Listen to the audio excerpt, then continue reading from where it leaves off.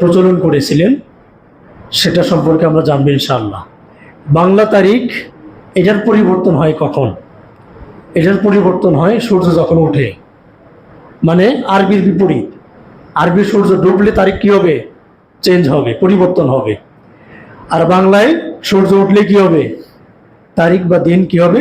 পরিবর্তন হবে। মুঘল সম্রাটের আমলে, ভারতের মুঘল সম্রাটের আমলে তার শাসন কার্য পরিচালনা হতো হিজরি তারিখ দিয়ে, মানে আরবি তারিখ অনুযায়ী। কিন্তু সেই অনুযায়ী তাদের প্রজাদের যে খাজনা আদায়, ব্যবসায়ীদের তাদের যে লেনদেন, বকেয়া আদায়, এটা কিছুটা বেগ পেতে হতো। তার কারণ কি? তার কারণ হচ্ছে, আপনারা জানেন বছরে 10 দিন কি হয়? বছরে 10 দিন আগে আসে না? 10 দিন কিন্তু আগেই আসে। তো এইটা যখন তারা চালু করতে, বা ওই সময় আরবি গণনা অনুযায়ী তারা যখন এই সিস্টেমটা, শাসন ব্যবস্থা ভারতবর্ষে যখন তারা চালু করে, তখন এই বিষয়গুলো নিয়ে একটু জটিলতা হয়ে যায়। 10 দিন আগ পিছ হচ্ছে, যার কারণে তাদের লেনদেন, তাদের রাষ্ট্রের যে কার্যক্রম এবং তাদের খাজনা আদায়ের যে বিষয়গুলো, এবং যে জমি থেকে যে ফসলটা ওঠে সেই ফসলের যে অংশ মানে রাজদরবারে জমা দিতে হবে, দিন তারিখ যখন চেঞ্জ হবে, 10 দিন আগ পিছ হবে, তখন এই বিষয়গুলো কি হয়? নিজেদের ভিতরে একটা জটিলতা তৈরি হয়। তখন সম্রাট আকবর সিংহাসনে আসার পরেই 1557 খ্রিস্টাব্দের নভেম্বর মাস, হিজরি সাল অনুযায়ী 963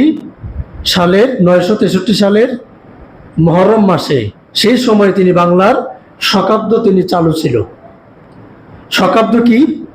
এটা বোঝার জন্য আমাদেরকে আর একটু সামনে যেতে হবে। যার শুরুর মাস ছিল চৈত্র মাস। তার মানে আমরা যেটা বাংলা নববর্ষ বা প্রথম মাস হিসেবে যেটা দেখতে পাচ্ছি, আমাদের দেশে যে প্রচলন, সেটারও কি হয়ে গেছে? মাস কি হয়ে গেছে? পরিবর্তন হয়ে গেছে। কারণ বাংলার সর্বপ্রথম মাস ছিল চৈত মাস। কোন মাস ছিল? চৈত্র। কিন্তু সম্রাট আকবর তার সুবিধার্থে সে সময়ের বাংলায় শকাব্দ তিনি চালু ছিল, যার শুরুর সময় ছিল চৈত্র মাস। উল্লেখ্য, শকাব্দ হলো এশিয়ার প্রাচীন রাজার নাম। প্রাচীন রাজার নাম কি? শকাব্দ, যার শর্ট নেম হচ্ছে শক কর্তৃক এটা একটা প্রবর্তিত সাল। সম্রাট আকবর সিংহাসনে আরোহণের মাস ছিল মহরম মাস, যেটার বাংলায় হয় চৈত্র মাস। মহরম মাসের মাস এবং শকাব্দের বৈশাখ মাস, উভয় মাস একসাথে মিলে যাওয়ায় তিনি প্রথম মাস হিসেবে তিনি শুরু করেন বৈশাখ মাস। বুঝছেন? মানে শকের যে প্রথম মাস, শকাব্দের যে প্রথম মাস, তার যে চালু ছিল প্রাচীন সভ্যতার সময়, তার মাস এবং সম্রাট আকবরের মাস কি হয়ে গেছে? কন্ট্রাডিকশন হয়ে গেছে, মানে সাংঘর্ষিক হয়ে গেছে। যার ফলে সম্রাট আকবর তিনি কোথায় চলে গেলেন? তিনি শুরু করলেন বাংলার প্রথম মাস শুরু করেন, সেই মাসের নাম কি? বৈশাখ। ঠিক তখন থেকে চৈত্র মাসের পরিবর্তে বৈশাখ মাস দিয়ে তখন বাংলা নববর্ষ কি হয়? শুরু হয়। তাইলে আমাদের বাংলাদেশের প্রথম মাস আমরা যেটা দেখতে পাচ্ছি বাংলা, সেই মাসটার নাম কি? বৈশাখ। সংক্ষেপে ইতিহাসটা বললাম। এরপরে বিস্তারিত যে আলোচনা, সেটি হচ্ছে, দেখেন আমাদের বাংলাদেশে এই পহেলা বৈশাখ উপলক্ষে ঢাকা বিশ্ববিদ্যালয় চারুকলা ইউনিট সহ বাংলাদেশে যত উদীচী ছায়ানট যাদের দেখবেন, তারা হইল কচুর পাতা পানি, বোঝেন? কচুর পাতায় পানি পড়লে যেমন নাড়াচাড়া দিলেই কি হয়? পড়ে যায়। এই ছায়ানট উদীচী, প্রথম আলো বলেন আর শেষ আলো বলেন আর অন্ধকার আলো বলেন, যাই বলেন, এই সব কিছুই হচ্ছে বাংলাদেশের নাস্তিকতার একটা আপডেট ভার্সন। নাস্তিকতার কি? Update version. মোবাইলে কি আপডেট দিতে হয় না? কিছুদিন গেলেই মোবাইল কি চায়? আপডেট চায়। যে কোনো অ্যাপস আপনি ব্যবহার করবেন, কিছুদিন যাওয়ার পর সেটা কি যাবে? আপডেট চাবে। ঠিক তেমনি আমাদের বাংলাদেশে বর্তমান সময়ে নাস্তিকতার ভিন্ন একটা রূপ হচ্ছে সংশয়বাদী। কি বাদী? সংশয়বাদী। সংশয়বাদী জিনিসটা কি? ইসলামের প্রত্যেকটা বিধান, নীতিমালা, প্রত্যেকটা বিষয় তারা কি করবে? সন্দেহ পোষণ করবে।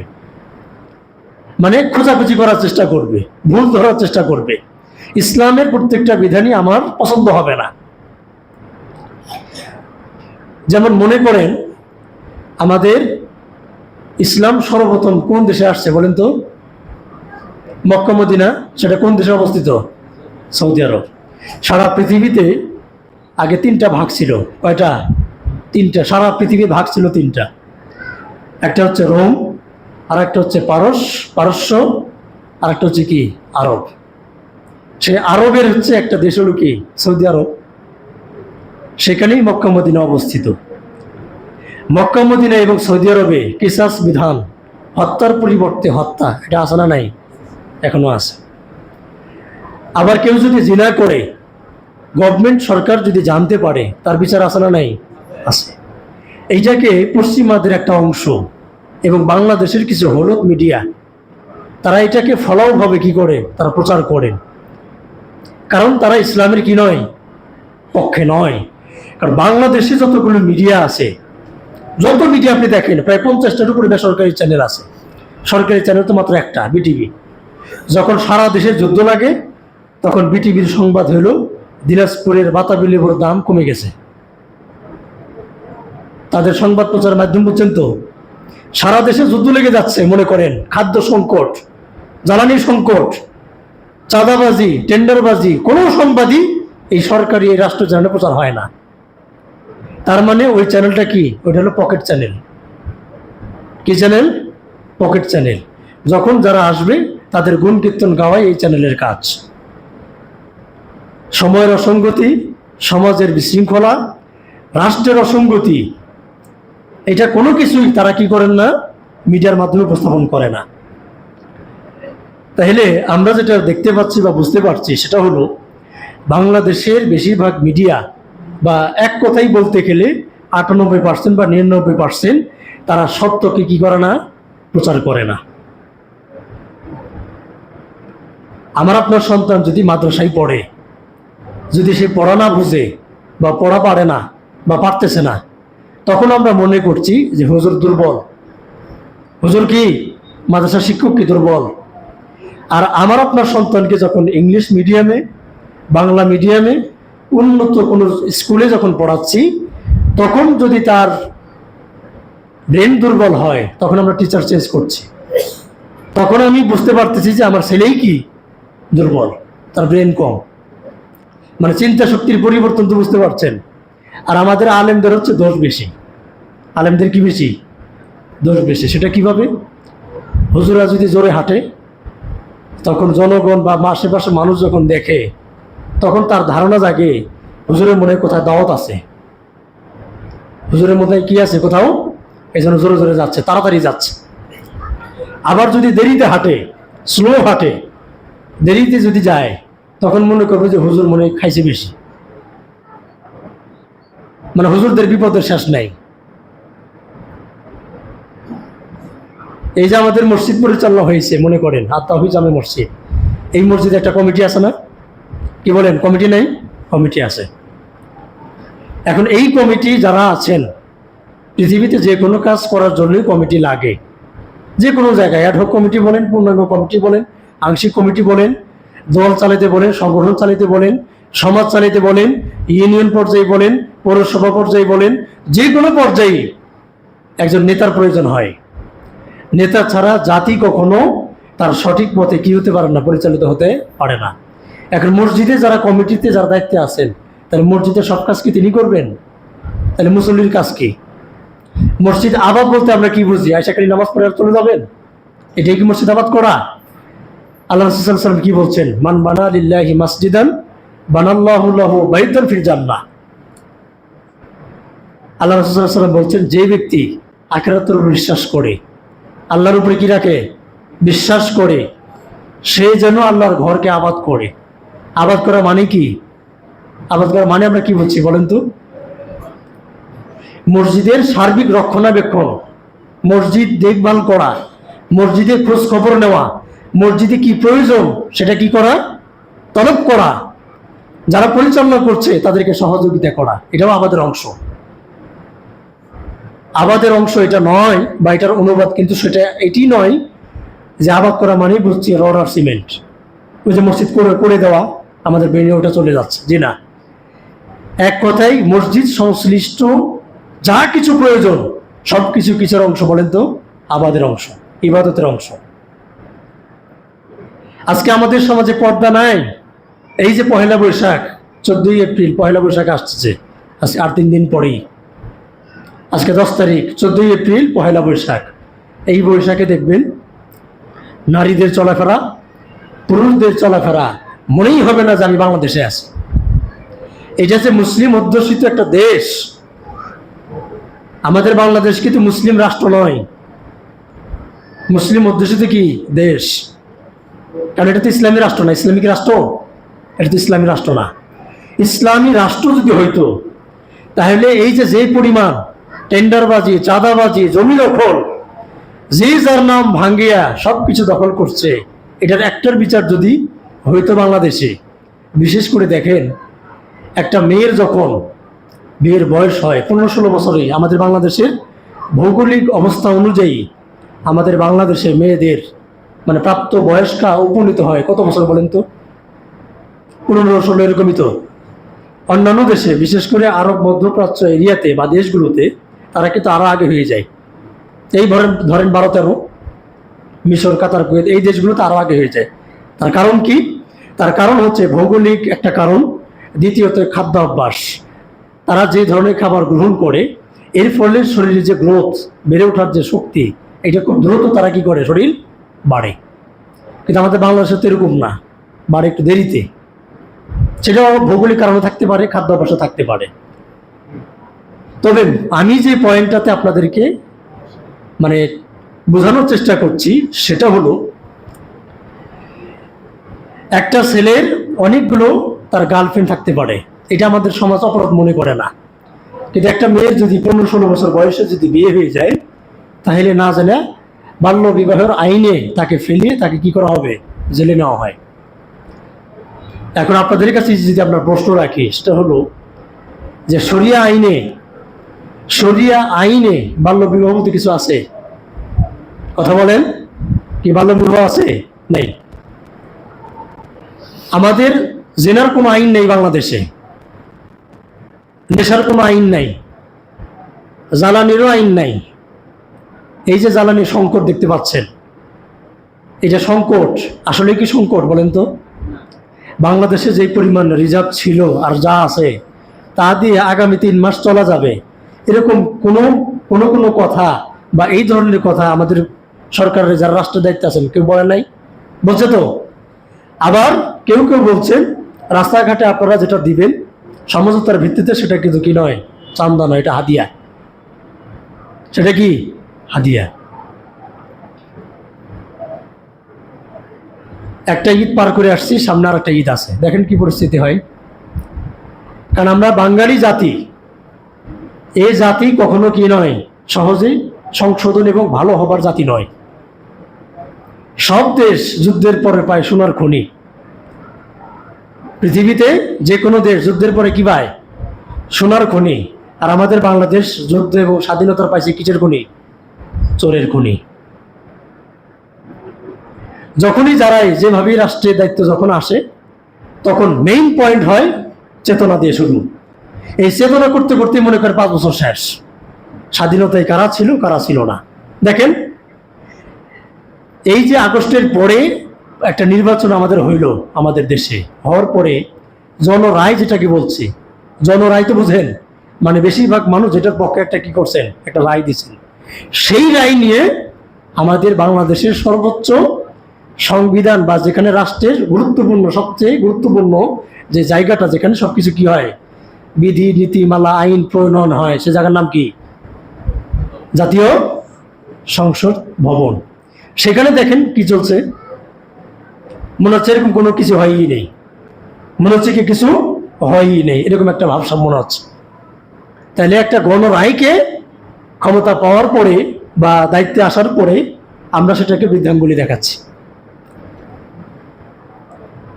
ক্ষমতা কিন্তু কারোর কি নয়, চিরস্থায়ী নয়। ক্ষমতা চিরস্থায়ী হলে যারা 17 বছর ছিল তারা আরো থাকতে পারত। ক্ষমতা চিরস্থায়ী হলে মিশরের ফেরাউন, তিনি 400 বছর দেশ কি করছেন, পরিচালনা করছেন। তিনি থাকতে পারতেন। ক্ষমতা চিরস্থায়ী হলে লিবিয়ার মোয়াম্মার গাদ্দাফি প্রেসিডেন্ট, তিনি 42 বছর শাসন কার্য পরিচালনা করছেন, তিনিও কিন্তু কি চলে গেছেন। ইরাকের প্রেসিডেন্ট চলে গেছে না, চলে গেছে। এরকম যে আমাদের বক্তব্যের মূল বিষয়টা হচ্ছে রাষ্ট্র, সমাজ, মসজিদ যারাই যেভাবে আমরা পরিচালনা করছি, অবশ্যই পরামর্শ ভিত্তিক আমরা পরিচালনা করব। পরামর্শ যখন উঠে যাবে, পরামর্শ যখন থাকবে না, তখন নিজেদের মধ্যে ভুল বোঝাবুঝি, ঠোকাঠুকি তৈরি হবে। কি তৈরি হবে? ভুল বোঝাবুঝি তৈরি হবে। আর ভুল বোঝাবুঝি যখন তৈরি হবে, তখন নিজেদের মধ্যে একটা বিভেদের দেয়াল তৈরি হয়ে যাবে। বিভেদের দেয়াল যখন তৈরি হবে, তখন দেখবেন গ্রুপিং হয়ে যাবে। আমরা অনেক মসজিদ সফর করি, অনেক মসজিদ, মাসে 4-5টা মসজিদ আমাদের সফর করা হয়। অনেক মসজিদ নাই, মানে কমিটি ভেঙে 2টা মসজিদ হয়ে গেছে, 3টা মসজিদ হয়ে গেছে, 4টা মসজিদ হয়ে গেছে। 50-40 বছর আগে দেখবেন যে ঈদগাহ একটা ছিল, সেটা কোনো একটা কারণে কোনো পরিবারের সাথে গ্যাঞ্জাম পাইছে, সেটা ভেঙে আরেকটা হয়ে গেছে। কিরকম ইতিহাস আছে না? নেই, আছে। একটা ঈদগাহ ভেঙে 10টা ঈদগাহ হয়েছে, একটা মসজিদ ভেঙে 10টা মসজিদ হয়েছে। কিন্তু আবার নিজেদের ভিতরে কিন্তু আমরা কি করতে পারি নাই, সংশোধন করতে পারি নাই। এইবার আসেন আলোচনার মূল পয়েন্ট, সেটা হচ্ছে আমরা দুনিয়াতে সব কাজ জানার জন্য, মানার জন্য স্টাডি করি, গবেষণা করি, পড়াশোনা করি। যেমন ফিজিক্স, কেমিস্ট্রি, বায়োলজি, অঙ্ক, ইংরেজি সবকিছু আমরা কি অর্জন করতেছি। কিন্তু ইসলামটাকে আমরা অর্জন করার ক্ষেত্রে আমরা পিছপা হয়ে যাচ্ছি। আমাদের অবস্থা হয়েছে কিসের মতো? ওই যে নৌকার মাঝি আর হলো ওই যে সারের মতো। ঘটনা হয়তো বা শুনছেন। সেটা কি?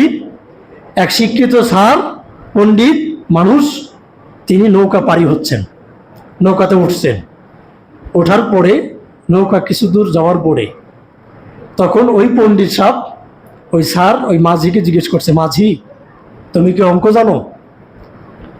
তখন মাঝি বলতেছে, আমি তো স্যার পড়াশোনা করি নাই, আমি অঙ্ক কেমনে পারবো?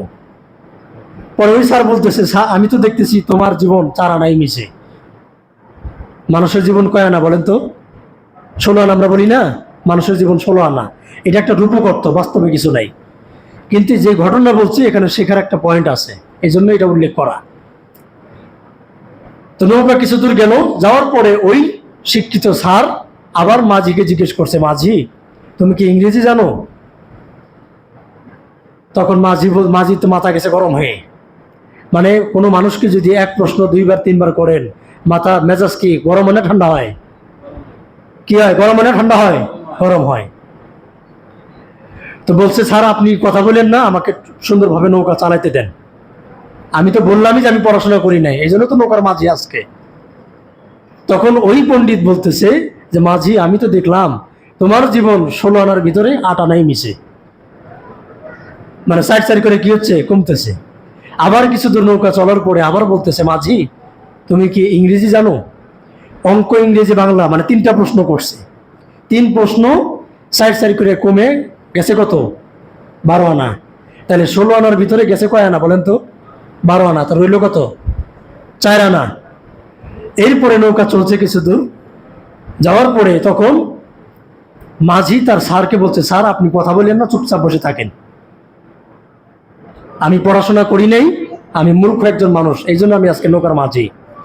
তো নৌকা কিছু দূর চলার পরে নৌকাতে নদীতে ঝড় উঠছে। নদীতে কি উঠছে? ঝড় উঠছে। ঝড় যখন উঠছে তখন তো নৌকা কি স্বাভাবিক থাকবে না? অস্বাভাবিক হয়ে যাবে। নৌকা তখন হেলাদোলা শুরু করছে, হেলে দুলে যাচ্ছে। হেলে দুলে যখন যাচ্ছে তখন ওই মাঝি তার স্যারকে জিজ্ঞেস করছে যে, স্যার এখন তো নৌকা তো এখন ঝড়ের কবলে আমরা পড়ে গেছি, আমরা মাঝি মানুষ, সবসময় নদী পানিতে থাকি, আমরা সাঁতরে পার হয়ে যাব, স্যার আপনি কি সাঁতার জানেন? এখন কে প্রশ্ন করছে বুঝতেছেন? মাঝি কাকে প্রশ্ন করছে? ওই স্যারকে প্রশ্ন করছে, শিক্ষিত মানুষকে প্রশ্ন করছে। তখন ওই স্যার বলতেছে যে, মাঝি আমি তো সাঁতার জানি না। কারণ স্যার শহরে পড়াশোনা করছে, শহরে তো নদী নালা খালবিল নাই, উনি পড়াশোনা করছে, শিক্ষিত মানুষ। তখন মাঝি বলতেছে, স্যার নৌকা তো আমি দেখতে পাচ্ছি নৌকা এখন ডুবে যাবে, ঝড়ের কবলে পড়ে গেছি, আমি সাঁতার কেটে ওপারে হয়তো বা চলে যাব। আপনি আমাকে বললেন আমার জীবন 16 আনার ভিতরে 12 আনাই মিশে, কিন্তু আমি তো এখন দেখতে পাচ্ছি আপনি তো সাঁতার জানেন না, আপনার জীবন 16 আনাই মিশে। কারণ সে তো সাঁতার জানে না, ডুবে মারা যাবে। এই ঘটনা দ্বারা আমরা কি বুঝলাম? আমরা ইংরেজি, অঙ্ক, বাংলা সব কিছু আমরা অর্জন করছি। যদি ইসলামী যে জ্ঞান, কোরআন এবং হাদিসের জ্ঞান, এটা যদি যথাযথভাবে গুরুত্ব দিয়ে যদি এটা অর্জন করতে না পারি, আমার আপনার জীবন কয় আনা মিশে? 16 আনাই মিশে। ওই ডাক্তারের মতো। ডাক্তার যেমন নদীতে ডুবে গেছে সাঁতার না জানার কারণে, আমরাও কি মারা গেলে সমুদ্রে ডুবে যাব। এই জন্য আমাদের উপর জ্ঞান অর্জন করা কি বলেন তো? ফরজ। হাদিসে আসছে তলাবুল ইলমি ফারিদাতুন আলা কুল্লি মুসলিম। পৃথিবীর প্রত্যেকটা মানুষের উপর জ্ঞান অর্জন করা কি ফরজ। এই ফরজ থেকে আমরা সরে আসার কারণে আজকে আমাদের অধঃপতন। সেটা ব্যক্তি হতে পারে, পরিবারে হতে পারে, রাষ্ট্র হতে পারে। রাষ্ট্রের কোনো একটা সিদ্ধান্ত যদি ইসলামের বিপক্ষে চলে যায়, তখন দেখবেন অবস্থা কি হয়। এই তো কিছুদিন আগে একটা প্রজ্ঞাপন মনে হয় দেখলাম যে সবগুলো শিক্ষা প্রতিষ্ঠানগুলোতে তারা সঙ্গীত শিক্ষক নিয়োগের একটা সিদ্ধান্ত হয়তো বা নিতে যাচ্ছে, দেখলাম মনে হয়। এখন আমাদের একটা দাবি ছিল, সেটা হলো যে প্রত্যেকটা প্রাথমিক শিক্ষা অধিদপ্তরে তার আওতায় যতগুলো শিক্ষা প্রতিষ্ঠান আছে বাংলাদেশে, প্রাইমারি স্কুলগুলোতে একজন করে কি নিয়োগ দিতে হবে বলেন তো? ধর্মীয় শিক্ষক। কিন্তু ধর্মীয় শিক্ষক নিয়োগ না দিয়ে আমরা দিচ্ছি কি? ওই হারমোনিয়াম শিখাবে, তবলা শিখাবে, সারেগামা পা শিখাবে, আমরা দিচ্ছি সেটা নিয়োগ। কারণ আমাকে আপনাকে বুঝতে হবে, আমাদের দেশ এটা মূলত চলে ভারতের প্রেসক্রিপশনে। কাদের প্রেসক্রিপশনে চলে? আমাদের বাংলাদেশ কাদের ইয়েতে চলে বলেন তো? আমাদের পার্শ্ববর্তী দেশ, তাদের ইশারা ইঙ্গিতেই আমাদের দেশটা মূলত চলে। আবার এটাও সত্য যে কোনো দেশ, কোনো জাতি, কোনো প্রজন্মকে আপনি যদি যুদ্ধ ছাড়াই তাকে যদি ধ্বংস করতে চান, তাহলে আপনাকে কি করতে হবে বলেন তো? মানে কোনো জাতির সাথে আপনি যুদ্ধ ছাড়াই আপনি কি করবেন? বিজয় লাভ করবেন। কোনো যুদ্ধ কামান কিচ্ছু লাগবে না, কিন্তু আপনি একটা জাতিকে শেষ করে দিবেন। মানে যুদ্ধ ছাড়াই আপনি বিজয় লাভ করবেন। সেটা কি বলেন তো? শিক্ষা ব্যবস্থা। শিক্ষা ব্যবস্থাকে যদি আপনি এমনভাবে সাজাইতে পারেন, এমনভাবে মানুষের মগজের ভিতরে ঢুকে দিতে পারেন, এইটা যদি মানুষ গ্রহণ করে, দেখবেন আস্তে আস্তে প্রজন্ম শেষ হয়ে গেছে। এই জন্য ইসলাম শিক্ষার এটার গুরুত্ব এত কেন বেশি বলেন? তার কারণ এই জন্যই এত বেশি। আজকে ছেলে বাবার কথা শোনে না, বাবা ছেলের কথা শোনে না, কেউ কারো কথা শোনে না। আজকে পারিবারিক অবক্ষয়, চারিত্রিক অবক্ষয় আসার নাই। এখন কমছে না বাড়ছে বলেন তো? এখন বাড়ছে। আচ্ছা আসেন, আমাদের আজকের খুতবার অনেকগুলো বিষয় আমরা তুলে ধরার চেষ্টা করলাম, কিন্তু এখন যে মূল যে পয়েন্ট, সেই পয়েন্টগুলো আমরা মনে রাখার চেষ্টা করব। এই পহেলা বৈশাখের সাথে ইসলামের এবং আমাদের বাংলাদেশের রাষ্ট্রের সভ্যতা এবং সংস্কৃতি, বাঙালি সংস্কৃতির সাথে পহেলা বৈশাখের কোনো সম্পর্ক নাই। এটা আসছে কোত্থেকে বলেন তো?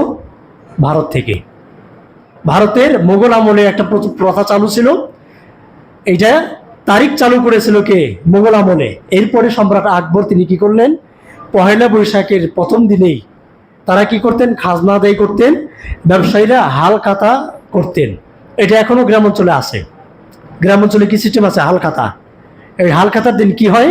পয়লা বৈশাখের দিনেই তার যত দেনা পাওনা থাকে সেটা ওই দিনে কি করা হয়? মিটমাট করা হয়।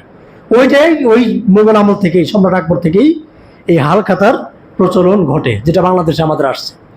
কিন্তু পহেলা বৈশাখে যে কাজগুলো হয়, রাতের যে কাজগুলো হয়, দিনে যে কাজগুলো হয়, যে পোশাকটা মুসলমানরা ধারণ করে, এইটার সাথে ইসলামের সম্পর্ক আছে কিনা? আল্লাহ সুবহানাহু ওয়া তাআলা তার কোরআনে বলছেন, ওয়ালা তাকরাবুজ জিনা ইন্নাহু কানা ফাহিশা। আল্লাহ সুবহানাহু ওয়া তাআলা বলছেন যে তোমরা জিনাকারীর নিকটে তোমরা কি করো না? নিকটবর্তী হও না। জিনা অশ্লীলতার কাজে, ফাহিশা মানে কি? ফাহিশা যত খারাপ কাজ আছে, কোরআনের এই ফাহিশা শব্দের অর্থ কি? যত খারাপ কাজ আছে, যত হারাম কাজ আছে, সেটার নিকটবর্তী হওয়া যাবে না। এখন আমি আপনি দেখেন পহেলা বৈশাখে কি হয়। পহেলা বৈশাখে দেখবেন আমাদের বাংলাদেশের ঢাকা বিশ্ববিদ্যালয় চারুকলা ইউনিট থেকে একটা শোভাযাত্রা বের হবে। এটা যখন যারা আসে তারা এক এক সময় এক এক নাম দেয়। একটা হলো শোভাযাত্রা দেয়, কেউ মঙ্গল শোভাযাত্রা দেয়, কেউ দেয় নববর্ষ উদযাপন দেয়। আসলে এরকম নাম চেঞ্জ হয়, নাম চেঞ্জ হচ্ছে, কিন্তু উদ্দেশ্য কি? একই। নাম চেঞ্জ হতে পারে কিন্তু উদ্দেশ্য একই। ইসলামে কোনো দিনকে, কোনো দিবসকে, আল্লাহ রাসূল সাল্লাল্লাহু আলাইহি ওয়াসাল্লাম যখন মদিনায় আসলেন, মদিনায় আসার পরে তখন মদিনার লোকরা তারা 2 দিন খেলাধুলা করতেন, উৎসব করতেন, আমেজ করতেন, অনেক আয়োজন করতেন। এইটা দেখার পরে আল্লাহ রাসূল সাল্লাল্লাহু আলাইহি ওয়াসাল্লাম সাহাবীদেরকে জিজ্ঞেস করলেন, এইটা তোমাদের কি, তোমরা এটা কিসের আয়োজন করতেছো? তখন মদিনার লোকেরা বললো যে, হ্যাঁ রাসূল সাল্লাল্লাহু আলাইহি ওয়াসাল্লাম, এটা আমরা নিজেরাই নির্দিষ্ট একটা দিনে আমরা কি করি, একটু খেলাধুলা আয়োজন করি। এটার সাথে তোমার উপকারিতা কি? ইসলামের কি কোনো সম্পর্ক আছে? তখন সাহাবীগণ বললেন, না, এটার সাথে কোনো সম্পর্ক নাই। আল্লাহ রাসূল সাল্লাল্লাহু আলাইহি ওয়াসাল্লাম তখন বললেন, আল্লাহ তোমাদেরকে 2টা দিন দিয়েছেন, ইয়াউমুদ দুহা, ইয়াউমুল ঈদুল ফিতর। একটা হচ্ছে ঈদুল আযহা, আরেকটা হচ্ছে ঈদুল ফিতর। এই 2টা দিন তোমরা কি করবে? উৎসব পালন করবে।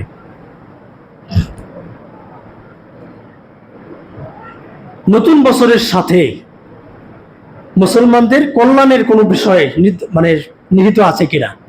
নতুন বছরের সাথে মানুষের কল্যাণ কোনো কিছু নিহিত নাই, কোনো কিছু কল্যাণ নিহিত নাই। সেটা আল্লাহ সুবহানাহু ওয়া তাআলা তার কোরআনে বলছেন, সূরা মাইদার 72 নম্বর আয়াত। তিনি বলছেন, নিশ্চয়ই কেউ আল্লাহর সাথে অংশীদার স্থাপন করে আল্লাহ তার জন্য জান্নাতকে হারাম করে দিয়েছেন। এখন এই আয়াতের অর্থ আপনি কিভাবে বুঝবেন? এটা বোঝার জন্য আরেকটা হাদিসে যেতে হবে। সেটা কি? আল্লাহ রাসূল সাল্লাল্লাহু আলাইহি ওয়াসাল্লাম বলছেন, লা তাসুব্বু দাহরা ফাইন্নাল্লাহা হুয়াদ দাহার। আল্লাহ রাসূল সাল্লাল্লাহু আলাইহি ওয়াসাল্লাম বলছেন যে তোমরা যুগকে, তোমরা সময়কে, তোমরা দিনকে গালি দিও না। কি দিও না? গালি দিও না। ফাইন্নাল্লাহা হুয়াদ দাহার, নিশ্চয়ই আল্লাহ তাআলা ওই দিনকে, দিবসকে তিনি কি করছেন? সৃষ্টি করেছেন। এর ভিতরে কল্যাণ এবং অকল্যাণ কে নির্ধারণ করেছেন বলেন তো? আল্লাহ নির্ধারণ করছে। এখন পহেলা বৈশাখে আমি আপনি ঢাকার রমনার বটমূলে গিয়ে যদি পান্তা ইলিশ খাই, মনে করেন পান্তা ইলিশ খাইলাম, ইলিশ মাছ তো আমাদের বাংলাদেশে হচ্ছে কি সবচেয়ে দামি মাছ, তাই কি না? যতগুলো দামি মাছ আছে তার মধ্যে উল্লেখযোগ্য একটা মাছের নাম কি? ইলিশ। বাংলাদেশের জাতীয় মাছের নাম কি? ইলিশ। এটা কি আমাদের হাতের ভিতরে আছে না বাইরে আছে? নাগালের ভিতরে আছে না বাইরে আছে? বাইরে আছে। কারণ কি? এটা কোন দেশে চলে যায়? আমাদের পার্শ্ববর্তী ভালোবাসার দেশ আছে না, ওই দেশে চলে যাচ্ছে। ওই দেশে যেই পরিমাণ টনকে টন রপ্তানি করার কারণে আমাদের বাংলাদেশে ইলিশের দাম বেড়ে গেছে। ভারত কি আমাদের শুধু এগুলোই করে? যে না, তারা মিডিয়া দেখে, মিডিয়া যত ইন্ডিয়ান চ্যানেল আছে সব চ্যানেল বাংলাদেশে দিয়ে আমাকে আপনাকে, এরা ধর্মীয় যে কৃষ্টি কালচার সেটাও মিডিয়ার মাধ্যমে আমার আপনার স্ত্রী সন্তানদের, ভাইদের মাঝে, বোনদের মাঝে, স্ত্রী সন্তানদের মাঝেও সেটা কি করছে? ভিতরে ঢুকিয়ে দিচ্ছে। কিভাবে? চ্যানেলের মাধ্যমে। আজকে দেখবেন যতগুলো পোশাক বাংলাদেশে ঈদ উপলক্ষে আসে, বেশিরভাগ পোশাক কোন দেশ থেকে আসে? ডিজাইন নকশা কাদের করা বলেন তো? ইন্ডিয়ান পোশাক। আমি তরকারি কিনতে যাব, বলি রসুন কিনবো, রসুন কি ইন্ডিয়ান না দেশি ইন্ডিয়ান? বলি না? পেঁয়াজ কি ইন্ডিয়ান না দেশি? বলি না? সব কিছু আমদানি হয় আমাদের দেশে। আমদানি হোক, সেটা সমস্যা না। আমদানি তো করা লাগতেই পারে, অনেক বেশি অনেক কিছু আমদানি করা লাগতে পারে। যেমন এখন জ্বালানি সংকট, আমদানি করা লাগবে না? হরমুজ প্রণালী এটা ইরাক বন্ধ করে দিয়েছিল কিছুদিন, যেহেতু সেটা তাদের নিয়ন্ত্রণে। এখন আমাদের দেশে তরমুজ, আমাদের দেশের মুরগি, ব্রয়লার যেগুলো আছে, মানে দেশে যেগুলো হয়, সেটাও কি হরমুজ প্রণালী দিয়ে আসে বলেন? তাহলে জিনিসের দাম কেন বাড়লো বলেন? কেন বাড়লো বলেন? মুরগি কি ভারত, ইরাক থেকে আসে? হরমুজ প্রণালী থেকে আসে বলেন? খাদ্যদ্রব্য বাংলাদেশে যেগুলো উৎপাদন হয় সেটা কি আসে ওর থেকে? এই আজকালকে করতো কোনো সবজি হয় নাই, সবজি 3 মাস আগে লাগানো হয়েছে। এখন তাদের দাবি হচ্ছে জ্বালানি সংকটের কারণে পরিবহন খরচ কি হয়েছে? বাড়ছে। এখন এই পরিবহন খরচ যে বাড়লো, এটা সিন্ডিকেটের মূল কারিগরটা কারা? এটা মূল কারিগর হচ্ছে আমাদের রাষ্ট্রের কিছু দায়িত্বশীল দরবেশ আর আমাদের পাম্পের মালিকগুলা। অনেক পাম্পের মালিক দেখবেন তারা বাড়ির টাঙ্কিতে মাটির নিচে পুঁতা পুঁতা ডাম ডাম করে তারা কি সিন্ডিকেট করে মজুত করে রাখছে না? ধরা কিন্তু পড়ছে, অনেক জায়গায় কিন্তু এই কাজটা করছে। মানে আমাদের দেশের সংকটের জন্য এর দায়ী হচ্ছে আমরা নিজেরাই। এটা তো একটা উদাহরণ দিলাম জ্বালানি সংকটের, আরো বহুত উদাহরণ আছে। রমজান মাস, দ্রব্যমূল্যের দাম কম থাকে না বেশি থাকে? সব দেশে রমজান মাস আসে ইবাদতের মাস, সারা পৃথিবীতে। আর বাংলাদেশ হচ্ছে গজবের মাস। রমজান মাস কিসের মাস? সব জিনিসের দাম বেশি, প্রত্যেকটা জিনিসেরই কি দাম বেশি। তো দেখেন আল্লাহ সুবহানাহু ওয়া তাআলা তার কোরআনে বলছেন, যে ব্যক্তি দিনকে গালি দিল, দিবসকে, সে দিনকে নির্ধারণ করে নিল, আল্লাহ তার জান্নাতকে কি করছে বলেন তো? হারাম করেছেন। আর তার বাসস্থান হবে কি? অগ্নি, আগুন। তার বাসস্থান হবে কি? আগুন। এবং জালিমদের কোনো সাহায্যকারী থাকবে না। কিয়ামতের দিন জালিমদের কি থাকবে না? কোনো সাহায্যকারী থাকবে না। আল্লাহ রাসূল সাল্লাল্লাহু আলাইহি ওয়াসাল্লাম বলছেন, যে ব্যক্তি অহংকার করে এবং যারা শাসক গোষ্ঠী যদি তারা জুলুম করে, তার পতন অনিবার্য নিশ্চিত। তার পতন অনিবার্য নিশ্চিত। এবার আসে নববর্ষ, পহেলা বৈশাখে যে অনুষ্ঠানগুলো হয়, এটা হচ্ছে শয়তানের পুরনো একটা কুটচালের একটা অংশ। পুরনো একটি কুটচালের কি অংশ? সেটা কিভাবে? আমাদের দেশে যে নববর্ষ পালন করা হয়, সেখানে দেখেন রাত 12টার সময়, ঠিক রাত 12টায়, একে ইংরেজি মাসে যখন আসে, মানে 31শে ডিসেম্বর রাত যখন আসে, রাত 12টার পরে দেখবেন ঢাকাতে, এগুলো আমরা দেখছি, যখন ঢাকাতে পড়াশোনা করেছি তখন এই দৃশ্যগুলো আমাদের চোখে পড়তো। কি কারণে পড়তো? মাদ্রাসাগুলো যেহেতু 5তলা 6তলা বিল্ডিং, তখন আশেপাশের বিল্ডিংয়ে যেই পরিমাণ আতশবাজি পটকা ফুটানো হইতো, ওই দিন রাত্রে যে আপনি ঘুমাবেন, ঘুমানোর কোনো স্কোপ নাই। এবং ফটকা ফুটানোর কারণে, শবে বরাতের রাতেও ফটকা ফুটানোর কারণে, ভ্যালেন্টাইন্স ডেতেও ফটকা ফুটানোর কারণে, তারপরে হ্যাপি নিউ ইয়ারের উপলক্ষে ফটকা আতশবাজি এগুলো করার কারণে অনেক বয়স্ক মানুষ স্ট্রোকে মারা গেছে। আছে এরকম ইতিহাস আসলে নাই? কি আসলে নাই? এবং অনেক বাচ্চা শিশুরা, তারা তো অল্প আওয়াজ পেলেই তারা কি হয়ে যায়? আতঙ্ক হয়ে যায়। এবং এইগুলোর আওয়াজের কারণে, তীব্র আওয়াজের কারণে অনেক বাচ্চা কি হয়ে গেছে? মারা গেছে। এরকম ঘটনাও আমাদের বাংলাদেশে আছে। তাহলে শব্দ দিয়ে আওয়াজ করে আপনি যে একটা ভীতি তৈরি করলেন, এটা কি জায়েজ? কি বলেন, জায়েজ? আল্লাহ রাসূল সাল্লাল্লাহু আলাইহি ওয়াসাল্লাম কি বলছেন? মান সালিমাল মুসলিমুনা মিন লিসানি ওয়া ইয়াদিহি, প্রকৃত মুসলমান ওই ব্যক্তি যার হাত এবং মুখ দ্বারা আরেকজন মুসলমান কি থাকে? কি বলেন, কি থাকে? নিরাপদ থাকে। এখন আপনি কলমের খোঁচায় একজন চাকরি খেয়ে দিচ্ছেন, কলমের খোঁচায় আপনি কি জমি দখল করে ফেলতেছেন, এটাও কি হাতের কিন্তু অংশ। হাত মানে এই না যে আপনি কাউকে কি করলেন, আঘাত করলেন। হাত বলতে এখানে ক্ষমতা পাওয়ার, একটা মানুষ যা করতে পারে সবকিছু থেকে আরেকটা মানুষ কি থাকবে? সেফ থাকবে, নিরাপদ থাকবে। যদি থাকতে পারে সেই কি প্রকৃত মুসলমান। এই জন্য আমার আপনার দ্বারা কোনো মুসলমান যাতে কি না হয়, ক্ষতির সম্মুখীন না হয়, তার আঘাত যাতে না পায়, কষ্টের কারণ যাতে না হয়। কেননা ইসলামের একটি নীতিমালা হচ্ছে লা যরার ওয়ালা জিরার। যেটা আমার নিজের ক্ষতি হবে সেটাও কি হারাম। সেটা কাজ হোক আর খাদ্য হোক, সেটা গ্রহণ করা কি হারাম। ওয়ালা জিরার, যেটা অন্যের ক্ষতি হবে সেটাও কি হারাম, নিষেধ ইসলামে। এরপরে নতুন দিন হিসেবে সূর্যকে স্বাগত জানানো। সূর্যকে কি জানানো? স্বাগত জানানো। সূর্যের পূজা এক সময় ছিল, সূর্যের পূজা এক সময় ছিল, এটা হিন্দুরাও করে। তাহলে আমি আপনি যদি পহেলা বৈশাখের নববর্ষের প্রথম দিন হিসাবে সকাল সকালে যদি আমি কি করি, খালি পায়ে একটা হাঁটাহাঁটি করি, যে আজকে কি পহেলা বৈশাখের প্রথম দিন, আজকে একটু হাঁটাহাঁটি করি, আপনার মনে কি জাগ্রত হচ্ছে? এই যে দিনকে উদ্দেশ্য করে আপনার ব্যতিক্রম আলাদা যে কিছু প্রস্তুতি, কিছু ব্যবস্থাপনা, এটাকেই সূর্যকে স্বাগত জানানো বলা হচ্ছে। এটা যদি কোনো মুসলমান যদি করে, তাহলে হিন্দুদের প্রকৃতি পূজারী, প্রকৃতি মানে দিন, হিন্দুদের 12 মাসে কয় পূজা বলেন তো? 12 মাসে 13 পূজা। তারা 63,000 দেবতা তারা কি করে? পূজা করে। এই রোদ বৃষ্টি ঝড় তুফান মানে তাদের দেবতার শেষ নাই।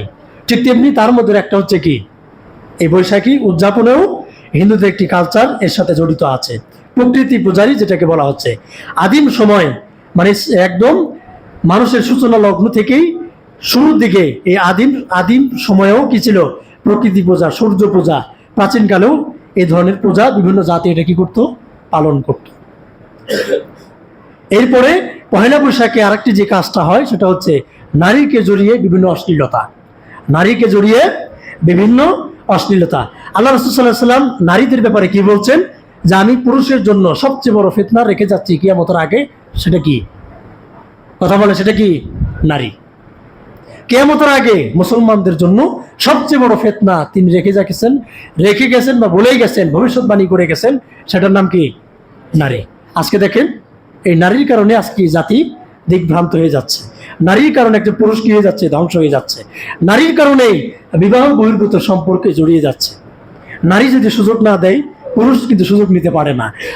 পুরুষ যদি কি না করে, নারীকে আকৃষ্ট করার চেষ্টা না করে, নারী যদি আবার পুরুষকে আকৃষ্ট করার চেষ্টা না করতো, তাহলে বিবাহ বহির্ভূত যে সম্পর্ক প্রতিদিন অহরহ জেনারা বিচার হচ্ছে, ধর্ষণ হচ্ছে, একটারও কিন্তু বিচার আমাদের দেশে হচ্ছে না। হয়? হয় না। আমাদের এই যে গাজীপুরে যে কি 27 বলে রাস্তার মাথা, যেটা 27 না, এটা 87 তো, মানে কাজীবাড়ি বা হাজিবাড়ি রোড যেটা বলে আর কি, এখানে যদি একটা ধর্ষকের বিচার যদি বাংলাদেশে হইতো, গাজীপুরে ধরেন না, গাজীপুর চৌরাস্তাতেই ধরেন, চৌরাস্তায় যে যে ফ্লাইওভারটা হয়েছে এখন, এখন তো আসারটা যাওয়াটা দুটোই চালু হয়েছে, ওইটার উপরে ক্রেন বসায় যদি একটা ধর্ষকের বিচার, একটা জেনার বিচার, জমি দখলের বিচার, টেন্ডারবাজির বিচার যদি করা হইতো, ক্রেন দিয়ে ঝুলায় যদি ধর্ষকের বিচার করা হইতো, বাংলাদেশে 15-20 বছরের মধ্যে আগামীতে কোন একটা ধর্ষক জন্ম নিতে 20 বছর লাগতো। কথা ঠিক কিনা? কারণ ধর্ষকের বিচার নাই আমাদের দেশে। যেই দেশে আইন নাই সেখানে আপনি কি আশা করবেন বলেন? তাইলে রাষ্ট্র যেহেতু ব্যর্থ, রাষ্ট্র যেহেতু এই আইনগুলো করতে পারছে না, তাহলে আমার আপনার কি কাজ, কি কর্তব্য, কি দায়িত্ব বলেন? আমার আপনার দায়িত্ব হচ্ছে নিজেকে সচেতন করা, নিজে কি থাকা, সেন্সিটিভ হওয়া, সতর্ক থাকা, সেন্সিয়ার থাকা। মানে আমার কবরে তো কেউ যাবে না, আমার কবরে কি আপনি যাবেন বলেন, নাকি আপনার কবরে আমি যাব? কেউ কিন্তু কারো কবরে যাবে না। কোরআন বলছে ওয়ালা তাজিরু ওয়াজিরাতুম উযরা উখরা, কিয়ামতের দিন কেউ নেকির পাল্লা বা পাপের বোঝা কেউ কারোরটা বহন করবে না।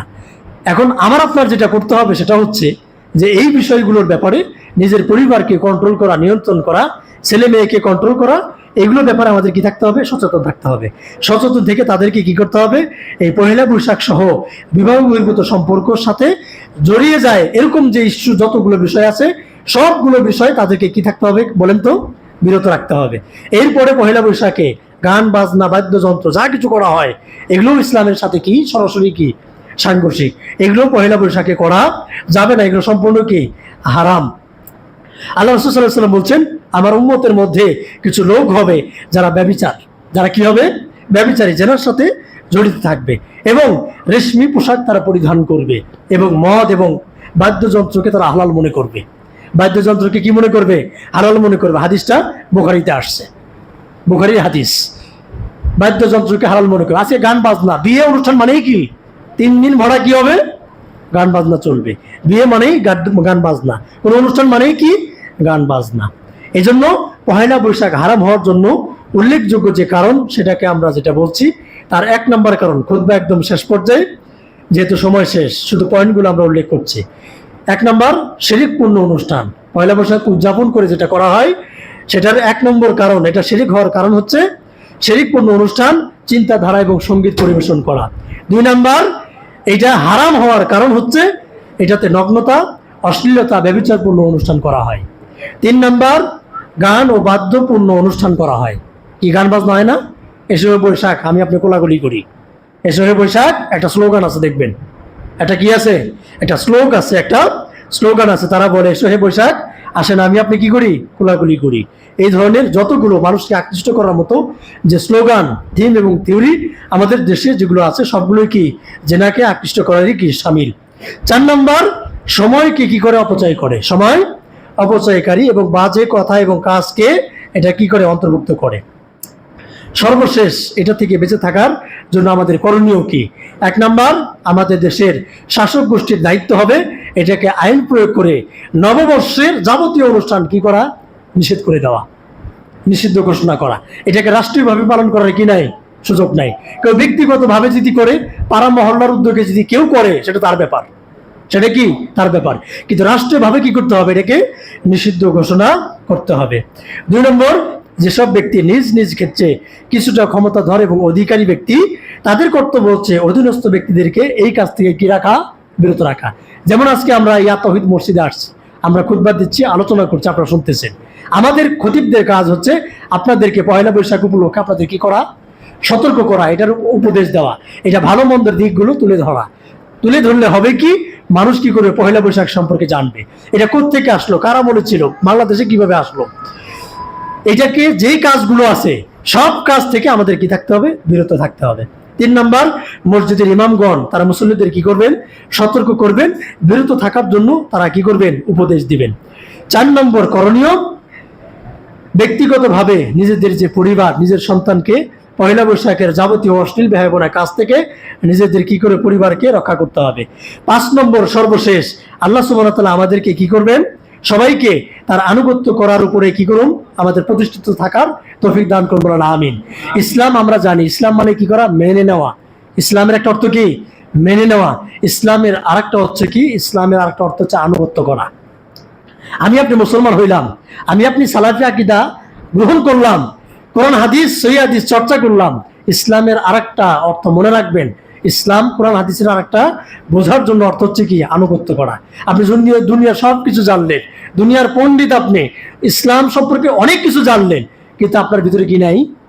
আনুগত্য নাই। আনুগত্য যদি কোনো মানুষের ভিতরে না থাকে, সে কিন্তু ইসলামের ভিতরে থাকলো না। আল্লাহ সুবহানাহু ওয়া তাআলা আমাদেরকে পয়লা বৈশাখ সম্পর্কে যে কৃষ্টি কালচার, এই যে শোভাযাত্রা, মঙ্গল যাত্রা, যত যাত্রা বলেন, যেভাবে ইলেকট্রনিক মিডিয়া, প্রিন্ট মিডিয়া আমাদের সামনে কি করবে? উপস্থাপন করুক না কেন, এটার থেকে আমাদের বেঁচে থাকাই ইমানই কি? দায়িত্ব। আল্লাহ সুবহানাহু ওয়া তাআলা আমাদেরকে এই পয়লা বৈশাখের অশ্লীল বেহায়াপনা থেকে বেঁচে থাকার, নিজে, পরিবার, সমাজ এবং রাষ্ট্রকে বেঁচে থাকার তৌফিক দান করুন, বলেন আমিন। ওয়া আখিরু দাওয়ানা আলহামদুলিল্লাহি রাব্বিল আলামিন।